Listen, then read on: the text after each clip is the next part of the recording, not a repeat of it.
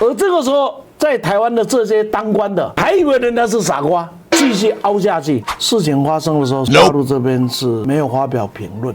再过来就是台湾露馅了。第一个 S 型帆船，第二没有任何的录影，第三个露馅，这两个讲的话是贵州口音，大家听不懂。这三个就让有经验的人知道露馅了。大陆他们就判断了一件事情，台湾犯错了，而且正在隐瞒呢。金门海域大陆的快艇翻覆造成2死，海巡坦承多次碰撞。生还的这2位是大陆渔民哦，他说到我们的船是被海巡署的船冲一下把它顶翻掉的。管碧玲说，如果你遇到大陆海警怎么办？不要停，赶快跑。那不是跟这一次发生的悲剧是一样吗？是，所以你是叫大家来制造两岸的意外，让你民进党得利多咯，装着笑笑的邪恶分子啊！还在想政治操作的民进党，你们把台湾推向了最危险的地方。Ladies and gentlemen, welcome the host. 欢迎收看今天的后来座谈，我是主持人历史哥李一修。我们今天要继续来讲我们的专家讲堂啊。最近呢，我们都想啊，这个两岸关系非常的紧绷啊。为什么呢？因为金门发生了来自大陆的渔民翻覆，最终酿成了2死哦，那2个有获救的一个状况啊。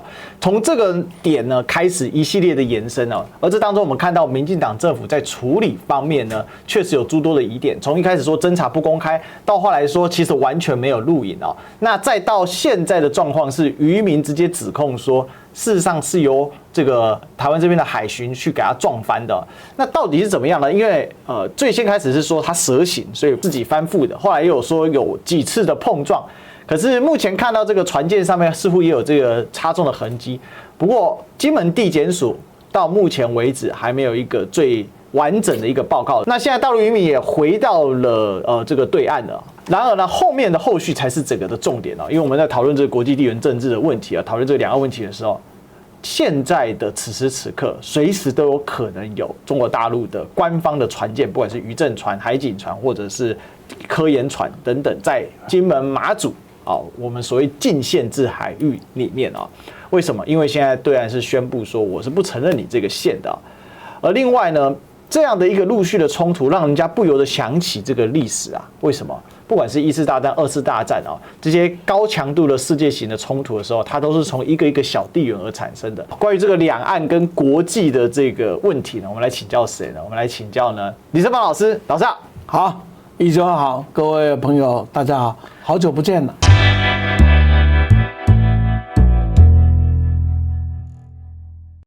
首先第一个事情当然这是很不幸的事情但我们还是必须把这个内容给大家报告一下最新的进度金门海域呢，大陆的快艇翻覆造成2死海巡坦承多次碰撞。首先我们必须先讲一开始讲到的时候是说它蛇行没有碰撞，后来呢说可能是因为呢太接近导致翻覆但到现在呢，海巡已经承认说呢有碰撞等情势你看这边就新闻就讲到蛇行巨舰不慎翻覆但是呢，执行队员表示呢是当时双方高速行驶所以不慎发生碰撞4名海员落海那最后海巡署发新闻稿承认船身多次接触，其实包括海委会主委管碧玲他也正式的这个承认这个部分但问题是现在整个船都没有监控录影设备增加后续调查的难度根据生还的这2位渔民这2位是大陆渔民他接受了陆媒的采访的时候，他说到我们的船怎么会翻掉？他前面有提到我们那个快艇那个急转弯也没关系。那我们也实质也看那个船就是一般那种小快艇那一种，他是说是被海巡署的船冲一下把它顶翻掉的这边请注意有央视旗下的玉渊谈天所发布的这个影片那整个过程是这样，当天是经过12点多我们就开船出去12点50就看到宝器那就是海巡的前身那就冲着我们船开起来，我们自己的船怎么会翻掉呢？哪怕急转弯也翻不掉，要被撞才会翻掉。他冲一下就把我们顶翻了，我们就钻到水里面出来，4个人只有2个上岸，我们两边渔民打鱼，我们也没对他们怎么样他们以前来到我们这边，我们对他们很好，这次他对我们这样太失望了，我们安全了，已经回到大陆，我就很开心了。我们现在来请教老师，就第一段这个部分关于这个渔民的表述，似乎他们在台湾的时候都没有这些相关的讯息出来，那现在回到大陆这个讯息出来，那你怎么看呢？因为最近大家谈的细节谈的很多，那我想我不要掉到太多的细节，我用一个时间序让各位了解一下。事情发生的时候14号一发生的时候，基本上大陆这边是，只关注这个消息，没有发表评论。因为假如这里面有涉及到严重的犯罪行为，是，然后被追击而出了人命，平常心讲啊，就好像我们在台湾看到很多啊，这个通缉犯啊在逃跑，结果被警察或者他们用非法的手法回应警察，被警察这个射杀的时候啊，那虽然家属再怎么叫，基本上社会认为有没有，你活该嘛，你犯罪在先。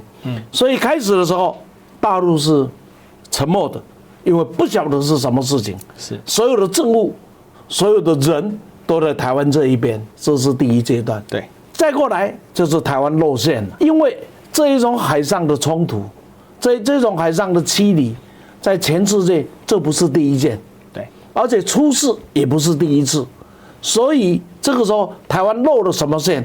第一个说 S 型帆船，第二个露馅说没有任何的什么录影，第三个露馅呢是说，这个两个上去了，讲的话是贵州口音啊，大家听不懂。这三个就让有经验的人知道露馅了，因为台湾不是第一时间说这是一艘怎么样子违法的船，这上去告诉我们几件事。这两个人会不会讲普通话？讲的不用台湾说，大陆是知道的，因为大陆马上知道啊不，这是谁嘛？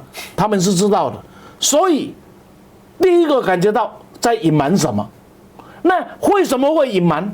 一定是对台湾不利才要隐瞒嘛。第二个判断产生说没有录影带，这个就让大家更狐疑了，因为搜救的时候是有录影带的，对，那过程中没有录影带，可是所有都知道，因为边防啊跟海警是不一样的。今天就是我告诉你，你已经 A 界了，嘣就开炮了，很简单嘛，对，因为这是准备战斗嘛。海巡基本上是先警告，警告不听是驱离，可是这个过程里面驱离最大的动作是两个嘛，一个就是我们过去看到的水炮嘛，对，一个是冲撞嘛。所谓冲撞就是我挡着你的路线，那这可能就发生了。这一有这个情况下，那谁是谁非呢？所以只要一开始执行这个任务，第一件事情就做什么？就录影。录影有3个设备嘛，对，一个是就像我们的行车记录器嘛，第二个就是每一个人台湾已经有配备嘛，就是有秘密录影机、密录器。第三个大家手上的手机嘛，这是最简单的嘛。第4个就是标准配备的，这个录影啊，什等等。结果说没有，所以人家的第2个反应就什么样子？所以大陆他们就判断了一件事情：台湾犯错了，而且正在隐瞒呢，正在湮灭啊事实的当中。而这个时候，在台湾的这些当官的，还以为人家是傻瓜，继续凹下去。对，尤其是 S 型的翻路，理由很简单：假如我犯错，你要来追我，我第一个方向跑给你追嘛，而且我的速度快，因为这一艘快艇的速度看起来应该是不差的，它还有停外马达的，它就可以开走了。那所有人大家都质疑嘛，直接开走不开，为什么 S 型逃避？很简单，一定后面有警告嘛，要么就有枪声嘛，要么我就要怎么样子，所以我才会 S 型嘛。所以到底是不是真的 S 型呢？所以既然有了 S 型，那就是表示你一定要做什么，他才会去做这个动作嘛。对，没有的话，我当然就逃逸嘛。我只要逃逸进到我的区域，你就不会来了，事情就 finish 了嘛。对，对不对？所以综合这些判断，人家就知道问题出在哪里，出在台湾这一边了。今天包括民进党的自由时报啦，这些都还在讲什么 S 型逃逸有没有？是，可是官方已经定案很清楚是什么？是碰撞。这2个人回去之后有没有？他的讲法也很简单，是碰撞。所以现在所有的事实显示，告诉我们，碰撞是一个事实。但到现在为止，我们仍然不愿意面对碰撞为事实的前提去处理这一件事情。是，所以问题只会越来越大，还在验兵，还在准备要搞什么游戏，但是双方的冲突点已经慢慢怎么样子上升，已经上升了。那我觉得最悲哀的事情是，现在很像在挤牙膏啊。让他吐几挂，他就说一点点，就是用一点，他讲一点点，然后现在人回去了，那当然了，这个我们也可以看到，民进党的侧翼就开始发动了，说这个是中共的剧本哦，他们明明在台湾什么都不讲，我怎么回去又突然讲这个？那再来，我们刚才提到。到底事故地点在哪里嘛？好，那现在有另外一种说法，就是说，今天好了，不管你这渔民落海怎样，确实啦，可能有点执法过当或什么，但有一个问题啊，你越界啦，你越界才是最大的问题啊。好，我们来看一下那个事故地点啊，事故地点是在这里啊。那基本上你对照的话，大概在这个位置左右啊，确实是在我们所谓的禁限制海域里面。可是这就牵涉到一个问题，就是说禁限制海域。是两岸有签署公约的吗？第一个，因为那个小艇上肯定是没有 GPS 吧？那你这个事故地点定位，你有没有办法反复验证？还是它是一开始在这里，因为他们有追逐一段时间嘛？是怎么样？你有没有越界？这个我觉得这个到时候都必须要理清楚。第二个是现在对岸直接说没有禁限制海域这件事情，这个是一个很大的一个后遗症哦。那另外呢，更糟糕的事情是这件事情，刚才老师讲，先沉默24小时。看起来民进党是不是有点误判，觉得说安内博代家逃鬼新个鬼？问题是马上上了对岸的热搜啊！你看这热搜榜第1名啊，那就用到这个国台办发言人朱凤莲的发表啊，就是直接强烈的抗议，而且呢企图掩饰暴力行径哦，还有人在大放厥词，态度嚣张。哇！另外的标题就是什么？叫做台湾方面必须给一个明确交代，全面声问老师。所以这里牵涉几个问题，一个是盖不住，第二个是政府的误判，民进党政府的误判，第三个是对岸民情汹汹，第四个是你的那个实质的碰撞地点，还有禁限制海域是否真的是，第五个是禁限制海域还算不算数？哇，我们这好几个层次感，不需要这么细的。就刚才我讲的那一段，你想一下这样，我们来看几件事啊。第一个，请问。大陆沿海啊，是不是设置了很多台湾移民的避难跟救助点？第二个，我请问你一件事：我们的海巡署船有在这边行动，可是据我的了解没有错的话，假如有错，请人家来向我订正啊。大陆的海警船没有在这个海域巡逻啊。金门的捕鱼的渔民有没有被大陆驱赶过？以前没有听说过。在这个海域里面有没有？没有。所以这里面就告诉你什么事情，这个线是你画的，但是我大陆之所以不承认，不是嘴巴说的哦，是我的行动，有没有？是不是这样子？是这样的话，那我们是更站不住脚了。因此，假若是这样子的话，下面就有一个问题来了。不管他在哪一个地点，除非他有立即的现行犯的危机，否则驱离出去就是了嘛。为什么要追赶？到现在为止，我们站不住脚的因素，就是还在这个地方，就我们提不出任何的证据说这一艘船里面有立即而明显的危险，所以我必须要怎么样子追击，而不是驱离。到现在还只说他们是渔民，没有说他们是走私犯，或者是有什么非法行为，就没有啊。那移民过去是驱离而已啊，为什么这一次要非追不可？你的一个莽撞的行为，正把两岸甚至整个的亚洲带进一个危险的环境啊。而政府面对这个事情是没有表态的啊，到现在为止，这个人没有说什么。最后就是说，这两个人是不是大陆回大陆说什么重要吗？因为在地检署是不是有笔录了？地检暗中吃功嘛。将来地检署笔录是会公布的嘛。他会说是我跑 S 型欢乐的，或是他也说我是被撞的。他们是一上岸就被安排到地检署呢，或是一上岸先被海巡署有没有先做处理，又再送地检署呢？假若是海巡署做出再送地检署，我们有权利不必自证有罪的前提下，我为了要赶快回去，我会不会讲一些想要赶快逃脱的话？那假若第一次我就到地检署，而没有海巡署这一段的话，是不是又是不一样的结果？所以我拉回来，过去几千处没有追，那么独独这一次为什么要追？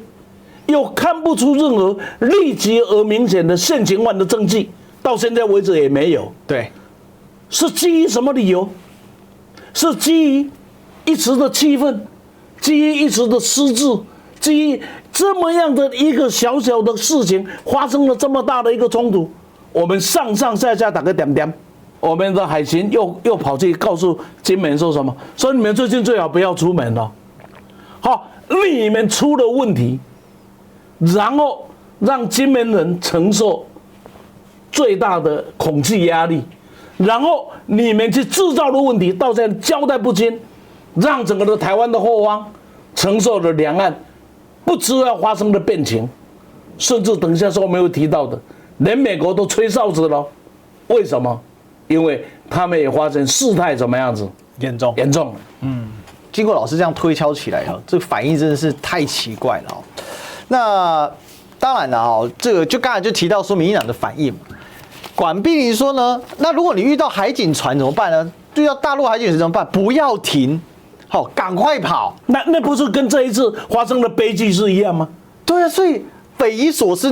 因此那个像这个退役的少将，这个苏建杰将军就说你跑给我看呢？不是跑给我看。我现在这一句话我也曾经在电视上我提过，是很简单啊。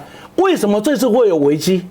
就是不要停，然后跑，然后才有这个意外嘛。是，所以你是叫大家怎么样子来制造两岸的意外，让你民进党得利多咯？装着笑笑的邪恶分子啊，没有感觉，没有任何要处理的态度，反而甚至要放任他恶化的感觉而且鼓励我们要加入演戏，是去创造恶化。是，而且目前大陆这边的表态呢是越来越明确了包括什么呢？除了要公布事实真相之外呢，满足家属的合理诉求，另外呢要维护自己的这个权益，不要再发生此类的一个事件。简单来讲是要求要进一步的有一个更加精确的处置，而且你可能要建立一个机制来避免这样的状况。当然了这个目前来讲，民进党似乎都把这一些说法视为一种不是善意的啦你到没有到恶意我们不知道。你看到赖清德几乎是不做内容的表态，只说支持海巡，但问题这不是解决问题啊！人家问你说怎么解决？你跟他说加油，那这怎么解决？问的是 how。 是这样子我还是刚才延续那个管碧玲的话，刚才我为什么会说呢？他是一个带着笑脸的邪恶分子这一次的悲剧，假如按照海鲜子的讲法，就是因为你逃我追嘛，对，或者是按照这两个移民的讲法说，一碰到就把我撞翻了嘛，现在还不知道假如海巡子的讲法是，你逃我追，所以有悲剧。那管碧玲就告诉大家怎么样子，跟民进党政府一直合演悲剧假设我们退一万步讲，这是一个意外，就好像交通发生意外嘛，难免。意外就是什么事情大概A能 Q 到 B 到 D 嘛，先把责任归属嘛，是行人不对。是你的车子不对，要先还原现场。他是我不对，对，那我们还原现场完了以后，谁不对，谁的责任多嘛，然后道歉赔偿嘛，这不是我们一般处理事情的方法吗？对，所以就是刚才我一直讲的，我们要建立在一个到现在为止民进党不愿意面对的一个事实基础，是撞翻为事实的基础来处理这件事情。至于这个撞翻是一碰就把它碰弯掉了，或是逃逸去把它碰弯了，这个都有轻重缓急的差别嘛？是不是？到底是什么嘛？因为你不讲真相，连我们在这里谈事都还要假设一、假设二是这莫名其妙嘛。然后更莫名其妙的既然你是侦讯不公开，有没有？那为什么你现在又公开了呢？对，最开始的时候，人家说有没有影片，他说侦查不公开。对，那现在又公开了。对，我跟你讲我们是从头到尾就是在鬼扯胡说八道了但是我拉回来，意外是可以解决的。是的，意外，天下间何处没有意外？意外的不幸总是要有一个合理的解决。现在两个问题，事实不明怎么解决？那谁去解决？然后民进党事情发生之后，还一副嚣张的不得了的样子，是了，这些有钱人现在说还比较克制一点对啊。那可是我再问一个，你们有没有换狗在咬人呢？民党有没有换狗在咬人呢？他的媒体到现在来讲 S 型啊，对，还在修理大陆渔民，对不对？到现在为止还说业界违法。我稍早跟某民进党前委员同台，他们的标准说法是，你今天一个毒枭驾车在高速公路上狂奔，后面警察追你。结果你自己转弯转太用力，翻车摔死了，难道有人会怪警察吗？我的天哪，这是他们现在 SOP 的说法。SOP 的说法的前提是你要证明他是毒枭啊。是啊，不要说不当的类比啊，简直是无耻的说辞，恶意解读，不是无耻，不要脸，而且还制造两岸的危机。因为我觉得匪夷所思的是，你是要解决问题，还是你只是想要继续贩售政治人血馒头？我觉得。既然会有这种 SOP 说法，我相信这几天接下来所有的政论节目，民进党的就是大概就是这一套类比再类比而已。所以你看嘛，当这个检察官说这个是有撞船的、撞翻的，各大报都用这个做标题，是只有一个报纸叫《自由时报》，一个字都没出现，直接盖掉。所以这件事情哦，前立委郭正亮就说，那如果是这样，你照你管碧云说法，那干脆把你送出去好了啦。你既然你就这边想要装死的话，你出去。然后说这个基本检察官说是被撞翻嘛，那你还管碧那边硬凹因为有保险公司说明，所以不算隐匿。保险公司有保密义务你跟保险公司讲过，不等于公开说明呢？你到底在讲什么？最重要不是这个，最重要是下面这一段，这才是我们要看这个大的问题总统和国安系统都知道真相，如果是这样，那政府不是故意要酝酿两岸冲突、制造战争吗？老师，这就是我们今天最关心的一个问题的点。我这样子说了我也，怎么讲呢？我也不能一下子把它推到说民进党现在正在，要酝酿战争了。是我平常讲他没有那个胆了，他没有那个种了。是。台湾你不容许他这样做了，对，台湾人民不会接受的。就客观环境我们不容许了，主观他没有那个种了。但是民进党现在想借此又来收割一次利益，有没有？康庄宝台，这个是有的啦。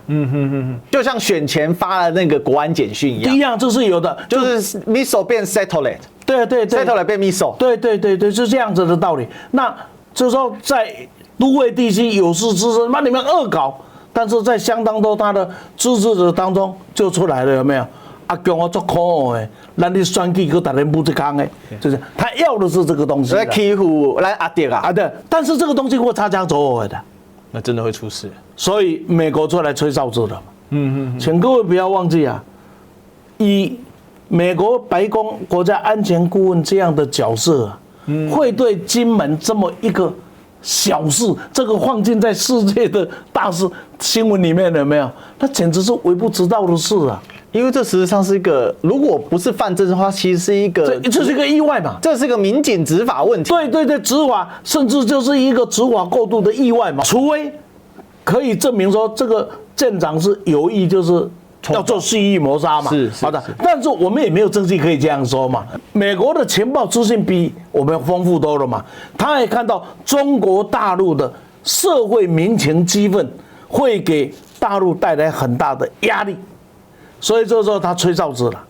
逼这个哨子是第一个，台湾是解读是莫名其妙的，他这个不是逼北京他第一个是逼民进党您跟差不多的呀。修懂您如果出问题，我告诉你，我已经给你逼在前面了，你别想把我拖下水拜登马上要选总统了，哇，现在这么扑着的有没有？很辛苦了，你们给我制造问题。第一个他吹这个哨子，第二个也告诉北京说，不，克制一下不要上，我已经出面了，台湾我已经出面了，是基本上他有这样的信息的一个表示。但是呢，到台湾的这边解释变成什么？你看美国力挺了，我不晓得书读到哪里去这个理解力有问题不，你不觉得是这样解释的吗？对，他是这样解释没错美国力挺了，对，让现在那个逼列，他差不多的这样，为什么？美国受不了第3场把它卷入的战争，是，而这个卷入战争可不一样啊，那个能量是不一样的、啊，是不是？整个的改变也是不一样的、啊。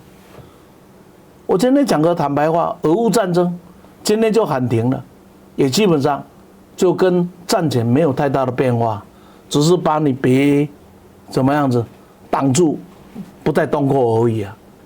假如这个以巴战争打下去，最后大概也就这样子固定下来了。台湾这个打下去不是固定啊，改变一个非常重大的整个的地缘格局完全改变了。是，等于中国获得一个最大的出海的，这个完全是改变的、哦。所以，即使有人讲说台海是第3个危机地点，它所造成的世界格局的影响啊，绝非啊前面2个可比啊。第3个危机地点却是第1个巨大的影响，而且是对全球全部影响，包括对美国的霸权都是一个很大的一个影响。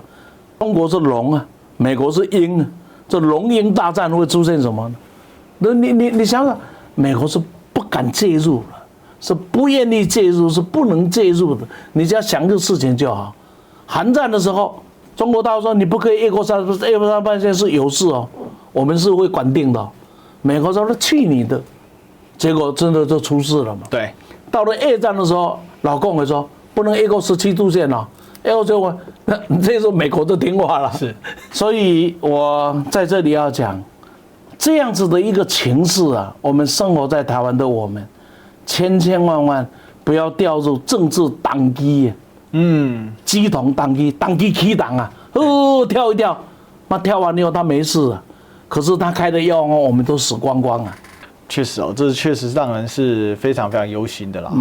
那。但是问题现在停得下来吗？比如说最近我们就查到一个事情，就是比如说中国渔政船35447号，它直接就出现在你的禁限制海域里面，而且它兜了一圈再出去哦，这也不止啊。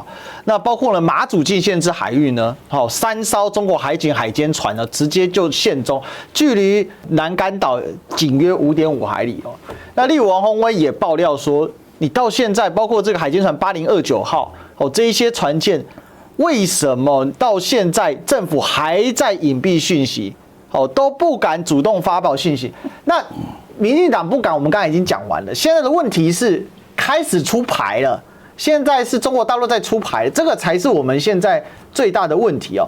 那这个出牌就让人家想到上一次 Pelosi 来到台湾的时候，当时出了什么牌？当时出了环台军演这张牌。事实上也永久的改变了两岸过去有那个中线默契就完全消失了嘛。好，那这一次是不是把禁限制海域的默契也会完全消失呢？讲到这里我就必须要讲，那我就讲说超妹啊朗给刚啊，那我觉得我们听得会不太舒服，是把自己搞成超妹啊，有没有？好歹我们生活在这里，我们干嘛要把自己给看扁了？但是话讲。不是我们看扁自己啊，是民进党政府真的把自己给做扁了。是，我先谈一个大的，再谈一个小的，再回应到你这个问题上来。对，我们以前不是讲一中各表吗？对，那被民进党骂得要死嘛。九二共识一中各表，那一中各表的精神就很重要的一个概念嘛，说你说你的，我说我的。对，然后很重要的说，我不承认你的，你也不必承认我的，更重要的是。我不逼迫你承认我说的，可是民进党常常就说哈，你看，我说这个不让中国来承认中华民国，这不是各表了吗？你这个禁制线、限制线一样的道理，是你画你的，我说我的，我不否认你的，你也不要否认我的，那你也不要逼着我去承认你的，这就是一个默契嘛。海峡中线是如此，这个也是如此。但是跟各位讲，这个默契结束了，没有了，再讲回去都无聊了。这是第一个啊。第二个，我相信从此以后不出现的海警船，都会在金马海域里面3不5时出现。出现的时候，所有民用船只不会遭到任何的麻烦，导致海行驶的船只啊，要怎么来应对呢？对，这个才是我们现在马上要面对的问题啊。是。就以钓鱼台好了，钓鱼台现在已经出现什么的情况？钓鱼台以前是我们的渔船到钓鱼台，日本就把我们赶走了。对，现在已经发展成什么？我1年365天，我的渔政船、我的海警船等等，我就在钓鱼台的周边333天，然后1个月有一次，就在这12海里内有没有绕一圈？然后日本呢？日本能怎么样？可是别忘了，中国大陆从来没有允许让大陆的船只登陆钓鱼台啊。导致日本3不5时就搞个人要去登钓鱼台，然后中国大陆是采取很严肃的态度把它怎么样子赶走，是赶走，那才叫驱离。那日本的海上保安厅的船呢？过去多嚣张啊！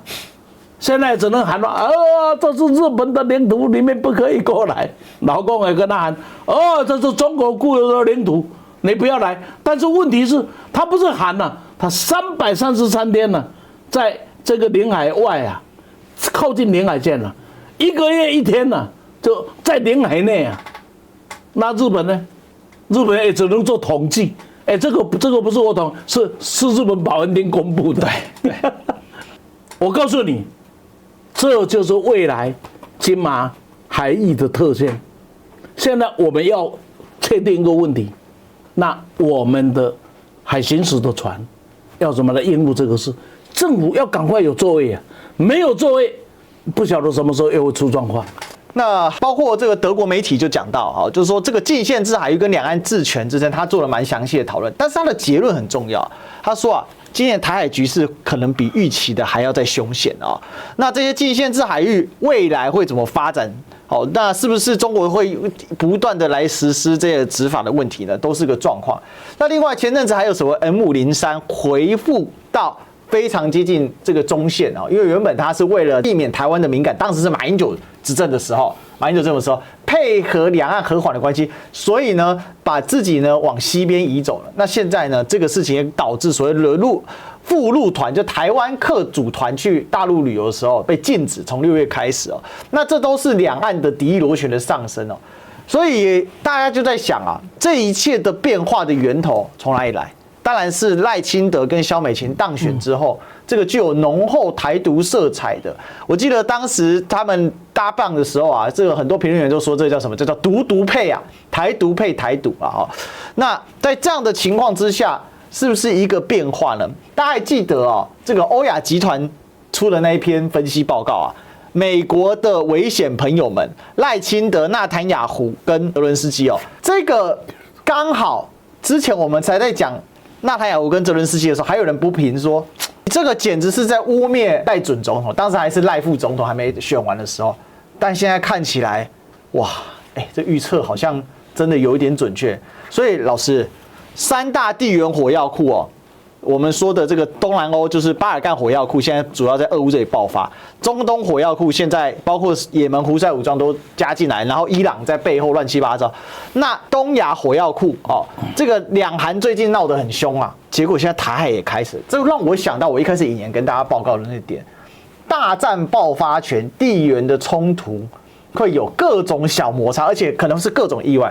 永远不要忘记，1战爆发的时候，只因为一个塞维亚民族分子打死了奥匈帝国继承的北戴安大公夫妇，结果整个1战就整个炸开，所有的欧洲列强，包括当时的分析师，包括他们的政治人物，都没有预料到这场战争的爆发。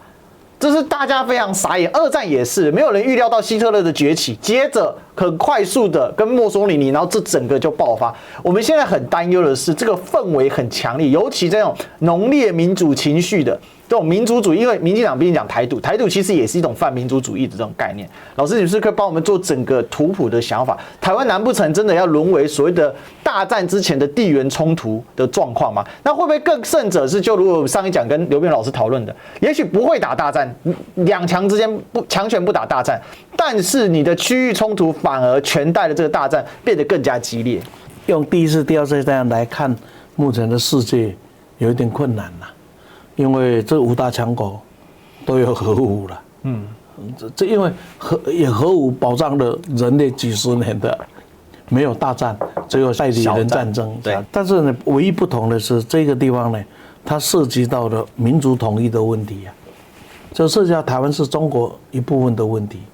不管你喜不喜欢，我常常这样讲，9·2共识是两岸的共识啊，一中共识是全世界的共识啊。到现在为止，全世界谁敢否认一中共识？包括民党支持，不要对这一句话来喷口水，喷没有用，把李胜峰喷垮了也没有用。对，全世界的共识是一中共识。这一次不幸的事情发生，是我们不愿意面对我们碰撞所造成的伤害的事实为基础。到现在为止，两岸之间问题的解决，是我们不愿意面对两岸一中的问题为基础。假如两岸有一中为基础，我们有很大的空间可以来讨论的。现在这个空间慢慢缩小了。第二个危机在哪里？这为什么美国会来吹这个哨子？因为中国大陆群情激愤了。不要忘了，台湾之间跟大陆之间交往，第一次受到的伤害就是千岛湖。千岛湖的时候，中国大陆的公安单位、地方公安他开始处理，也是令我们匪夷所思，就如同今天呢这个处理的匪夷所思。但民情激愤起来是没有什么好说的。一个感觉出现的时候，已经不是说理可以来解决的问题，就是事后你道歉，事后你提出再多的事实，都解决不了那个情绪。今天中国大陆这件事情的情绪有没有带起来了？我想我们上网看就知道了，我们看就晓得了。那这样子的一个情况下，我们就做一个什么事？台湾的安全就是不要制造让中国大陆有突破禁忌的机会。裴洛西访台，你送给他一个机会嘛？环台今年就是把从过去政治声明的两岸呢，同属一个中国，有没有？现在用环台今年告诉你，用军事的炮火告诉你，台湾是中国的一部分。台湾不是中国的一部分，我凭什么围着台湾今年？美国世界国家也只能讲这件事情，不可以用武力威胁台湾。没有人说你不可以在这里今年。这叫一中共识嘛？我们不愿意去面对一中共识，我们在所有的东西永远怎么跳也跳不出这个好，跳出这个如来佛的掌心。这一次这个事情，我们不紧速的当时就面对现实处理、道歉处理的话，我告诉各位，结束了。围台今年东部海岸没有了嘛？对，东部海岸没有，哪有什么海峡中线呢？当海警船跟海巡署对峙的时候，我们平遥崩得回家，那民党简直是混不下去了，那撑下去会不会出问题呢？所以，我们确实这一件事情不会处理的民进党，还在想政治操作的民进党，还在想在这里想要去起立的民进党，吃血馒头的民进党，还在那里。刚才我用了一个很难听的字去形容，带着笑脸的魔鬼、邪恶的这些官员，有没有？自己要注意，你们不要以为你们能收割多少政治利益，你们却把台湾推向了最危险的地方。别忘了，俄乌战争那一个场面，跟将来两岸会是一样的东西吗？巴以战争会是一样的东西？当两岸真的不幸发生开战的时候，是没有节制的，只有一下的胜负啊，是不会有拖延的。然后民党现在又做了什么事？又在施政报告里面讲要组8000个什么应急队伍，以前就讲过了，要把八家将列进来，这些年轻小朋友列进来做什么事情？啊，他们觉得好玩，好玩就会出事。那我告诉你，所谓的沈伯洋的黑熊部队啊，会不会从此又找一个合法化的单位呢？那他们是不是可以室内呢？那你别忘了。俄乌战争里面，俄罗斯有一个很重要的理由，就是怎么样子，要去纳粹化。那你会不会再送一个理由来给中国大陆，对台湾来准备去纳粹化呢？亲爱的朋友，这个都不是我们危言耸听，他就是告诉我们，民进党这些要吃血馒头的人，正在把台湾往火上去烤。但是烤出来，请注意哦，不是噼噼啪啪的小弹，或者乒乒乓乓的大弹受害的会是我们。好，我想老师提出了一个非常这个严肃的一个，我觉得是不要说警告了，哦，非常严肃的忠告了，哦，就两岸的问题，然后也就加上这全球的这个乱局，我为什么把这个所谓的美国危险三盟友的说法要再搬出来？真的不要轻忽这世界的变局。那我把这个两岸问题，我们今天检讨完，然后它还正在发生。对，那其实大家也可以看到，其实不管是俄乌或者是以巴，也一直在发生，包括两韩也一直在发生。那这样持续下去，台湾真的是越来越危险哈。那这个危险要怎么来阻止？那如果说还是继续在这里面的危险当中，只想来获取各自政党的政党利益，那我想啊，可能还没有520呢，也许世界就大变了。这是我们最忧心的一个事件了。好，那今天关于互来座谈我们就聊到这里了。好，那我们记得帮我们按赞、订阅、分享、打开小铃铛，最重要的是帮我们加入会员，让我们可以做得更好。也欢迎大家可以谢一下超级会员，超级感谢，然后让我们知道你的想法。还有呢，绿界 PayPal、微信、支付宝、邮局，让我们有更多的粮草可以做起来。好，那我们今天呢，谢谢老师，谢谢，那我们就下一讲再相见了，拜拜，拜拜。